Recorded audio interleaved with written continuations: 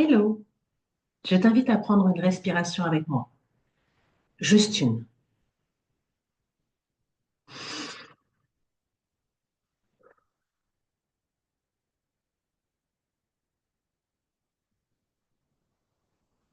Tu peux être allongée, assise, en train de marcher. Tout est parfait. Tout est OK. Ce qu'on va partager ensemble aujourd'hui, c'est un espace pour revenir à ce qui est vivant. Aujourd'hui, j'ai envie de te parler d'un sujet qui me traverse encore parfois. C'est l'art de vivre sans armure et en contact avec son cœur. Et toi, est-ce que tu sens parfois que tu portes une armure? Est-ce que c'est quelque chose que tu expérimentes dans ton quotidien? Pas une vraie, mais une façon de te tenir, de faire bonne figure, euh, même quand à l'intérieur ça tremble, tu vois? Est-ce que c'est quelque chose que tu expérimentes? Tu vois, moi, cette armure, je l'ai portée et je l'ai portée pendant des années et je sais ce que ça coûte. Alors aujourd'hui, je vais essayer de te le partager. Pourquoi on porte une armure? Tu pourrais te demander quelle est l'armure que je porte sans même m'en rendre compte. Peut-être que je souris quand j'en peux plus. Peut-être que je fais tout pour les autres, pour qu'on m'aime un peu plus. Peut-être que je contrôle tout pour ne pas m'effondrer.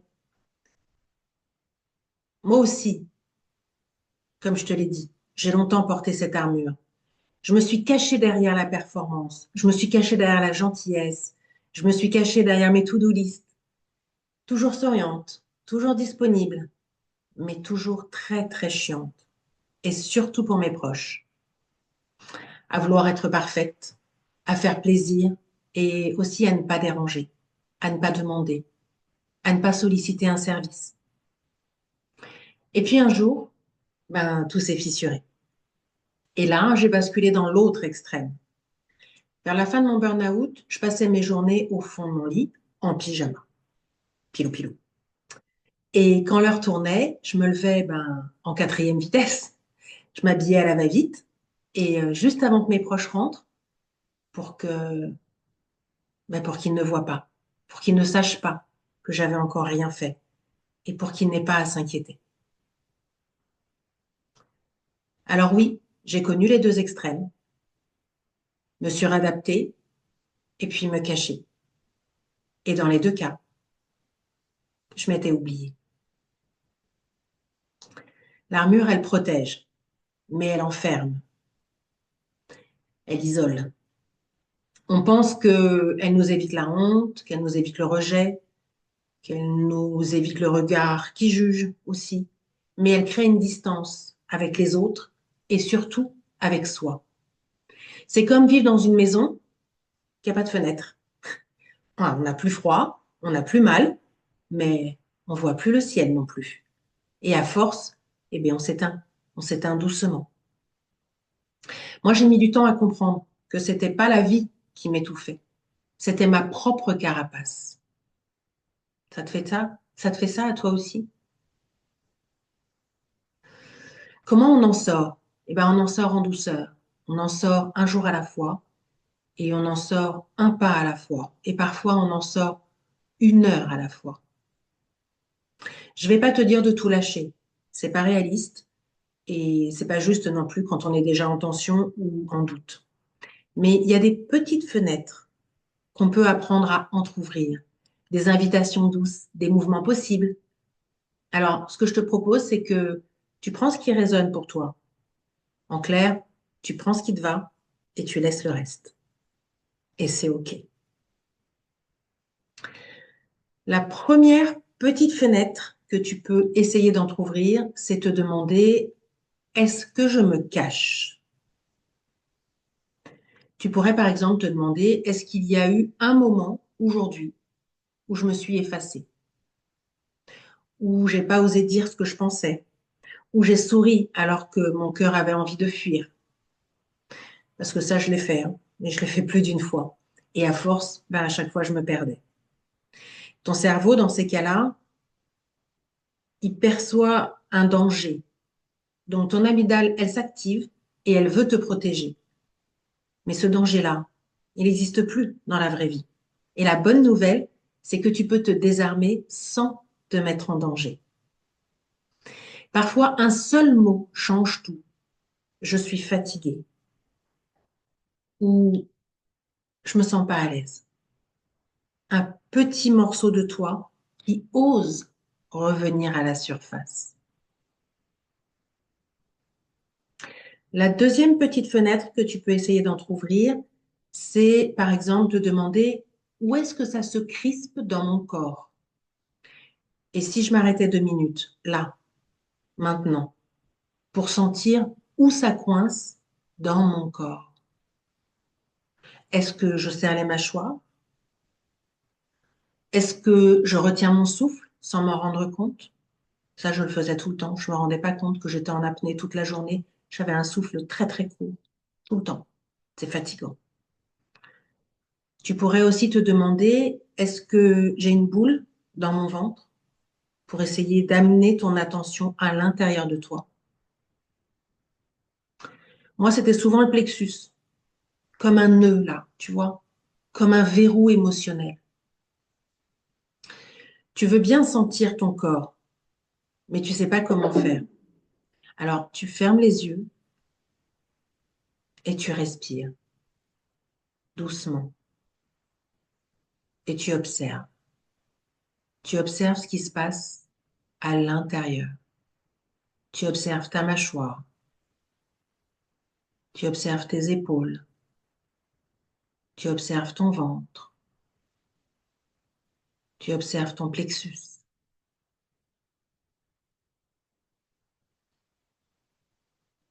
Ce que ton corps te dit, ton cerveau l'écoute. Ça, c'est super important. Ce que ton corps te dit, ton cerveau l'écoute. Quand il sent la tension, il pense, hop, hop, hop, on est en danger, alerte. Et sans le vouloir, tu passes en mode survie. Mais juste en respirant autrement, en allongeant ton expiration,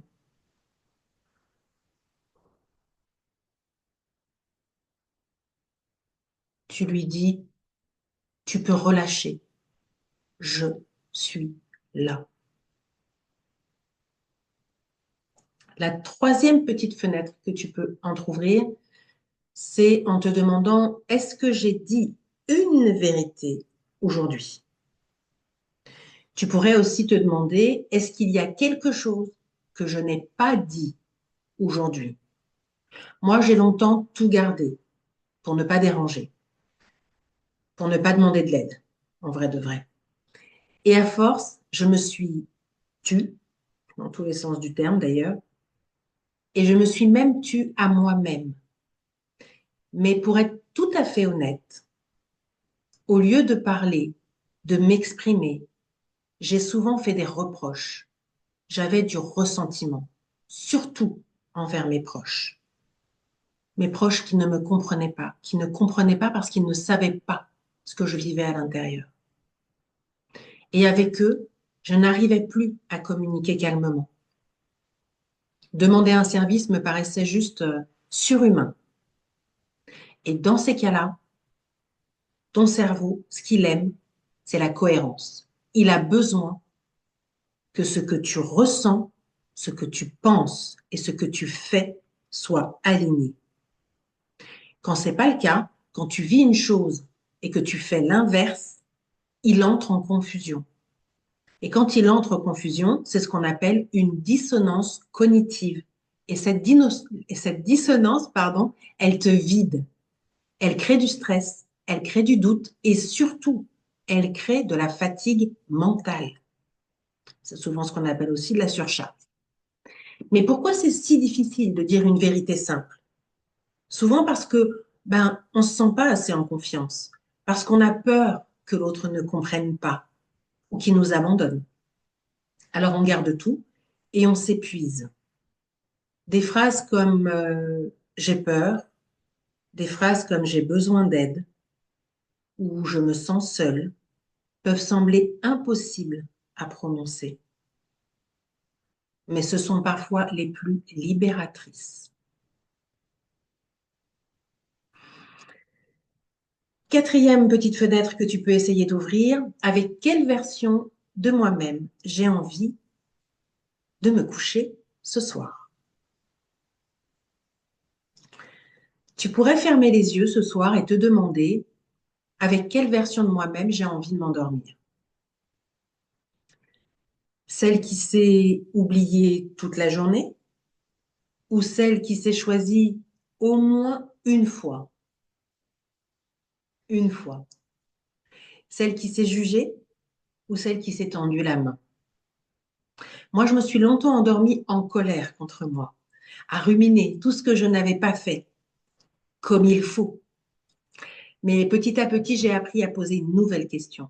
Pas qu'est-ce que j'ai réussi aujourd'hui? C'était trop difficile pour moi. Mais plutôt qu'est-ce que j'ai fait de vrai, de doux et d'aligné avec moi? Et chaque jour, je cherche à m'en rapprocher. Un regard bienveillant, un silence respecté, une pause honorée.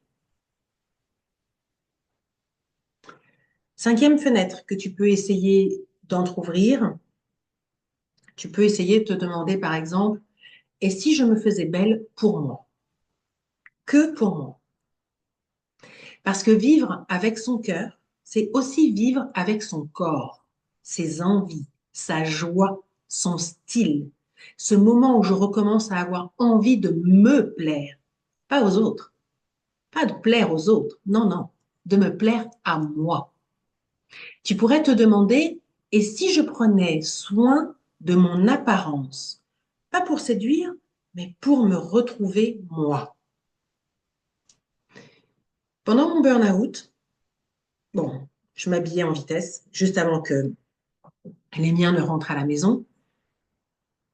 Je vous ai déjà parlé de ça tout à l'heure. Et puis, il y a eu un jour où je me suis habillée un peu plus tôt. Et puis, il y a eu un autre jour où j'ai décidé de m'habiller un peu mieux. La variante, c'était pyjama pilou-pilou, jogging pull. Et puis, un matin, j'ai eu envie de m'habiller dès mon réveil. Eh bien, le vrai déclic, c'était pas encore tout à fait là.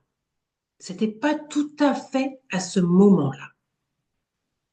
Le vrai déclic, je l'ai eu le jour où j'ai eu envie de me parfumer. Pas pour sortir, hein. J'allais nulle part, soyons clairs. Mais juste pour moi. Parce que moi, j'adore le parfum. Vraiment. Et ce jour-là, je me suis dit, ça y est, je crois que je touche quelque chose du doigt. Je crois que je reviens à moi.